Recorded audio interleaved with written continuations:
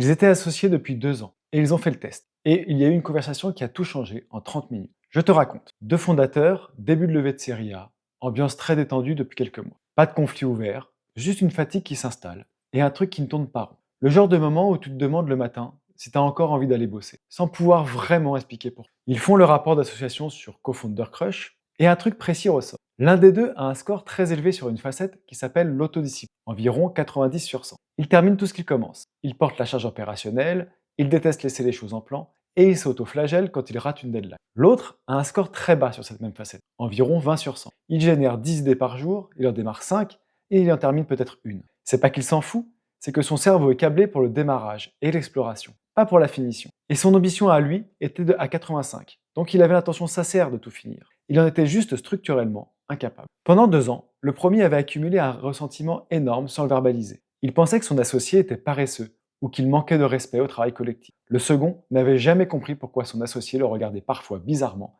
après les réunions. Et il commençait à culpabiliser, sans savoir de quoi exactement. Aucun des deux n'avait tort. Ils découvraient juste qu'ils avaient deux rapports radicalement différents à la finition d'une tâche, et que chacun jugeait l'autre au travers de sa propre grille, en pensant que l'autre fonctionnait pareil. Quand ils ont vu les deux profils côte à côte, ils ont eu cette conversation. En 30 minutes, ils ont redéfini leur zone de responsabilité, en confiant tout ce qui demandait de la finition au premier, et tout ce qui demandait de l'exploration et du démarrage au second. Plus de jugement moral sur qui est paresseux, juste deux profils qui fonctionnent différemment et qui s'arrangent pour bosser dans leur zone de force. 6 mois plus tard, ils ont closé leur série A. Et le premier m'a écrit pour me dire qu'il n'avait jamais autant aimé bosser avec son associé. Le test n'a pas fait le travail tout seul. Il a rendu possible la conversation. Qui a fait le travail? Si ton duo a besoin d'avoir cette conversation, le rapport est sur cofoundercrush.com, lien en bio.